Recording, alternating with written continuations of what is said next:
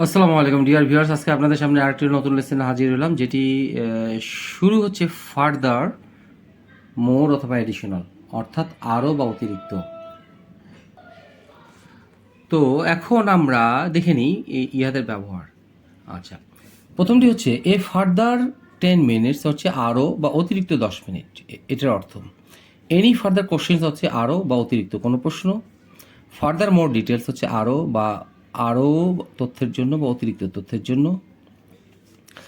Take no further action অর্থ হচ্ছে আর কোনো ব্যবস্থা না নেওয়া। আনটিল ফার্দার নোটিস অর্থে পরবর্তী ঘোষণা না দেওয়া পর্যন্ত। তো এই শব্দগুলো আমরা আমাদের দৈনন্দিন জীবনযাপনে কথোপকথন বা ইংরেজি লেখার ক্ষেত্রে এইগুলো কিভাবে বাক্যে বসতে পারে তা জেনে নিই। প্রথমটি হচ্ছে আমার অতিরিক্ত 10 মিনিট দরকার অঙ্কটি সমাধানের জন্য। আচ্ছা, তাহলে কী হবে? আই নিড দরকার কি এ ফার্দার 10 মিনিটস। আমার অর্থটি মিলেছে যে আরও 10 মিনিট অথবা অতিরিক্ত 10 minute. I need a further 10 minutes কী করার জন্য? To solve the sum. এই টুটা হচ্ছে ইনফিনিটিভ, যার অর্থ জন্য। অঙ্কটি সমাধানের জন্য আমার আরও 10 মিনিটের দরকার। এনি ফার্দার কোশ্চেন হচ্ছে আরও কোনো প্রশ্ন বা অতিরিক্ত কোনো প্রশ্ন।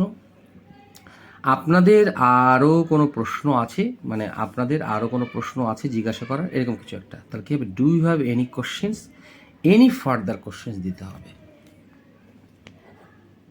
FUR do you have any further questions? আপনাদের কি কোনো আর অতিরিক্ত কোনো প্রশ্ন আছে জিজ্ঞাসা করার? আচ্ছা, এখন হচ্ছে ফার্দার ডিটেলস অর্থাৎ অতিরিক্ত তথ্যের জন্য। অতিরিক্ত তথ্যের জন্য এই লোকটার সাথে যোগাযোগ করুন। তাহলে কি হবে? মিট দ্য ম্যান, লোকটার সাথে যোগাযোগ করুন। ফর ফার্দার ডিটেলস, অতিরিক্ত তথ্যের জন্য, অথবা ফর ফার্দার ইনফরমেশন, এই দুটোর যে কোনো একটি আমরা বসাতে পারি।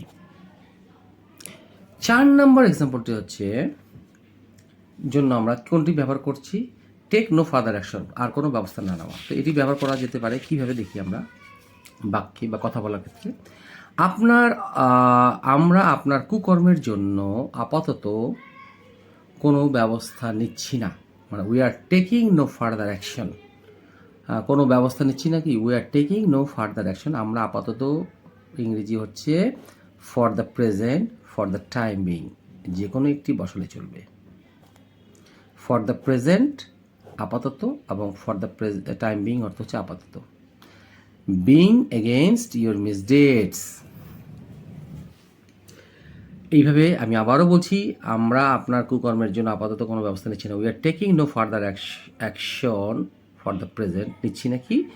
এটা দরকার নাই। এগেনস্ট ইউর মিসডিডস হচ্ছে আপনার কুকর্ম। এই মার্কেটটি বন্ধ থাকবে, 5 নম্বর এক্সাম্পলটি, এই মার্কেটটি বন্ধ থাকবে পরবর্তী ঘোষণা না দেওয়া পর্যন্ত।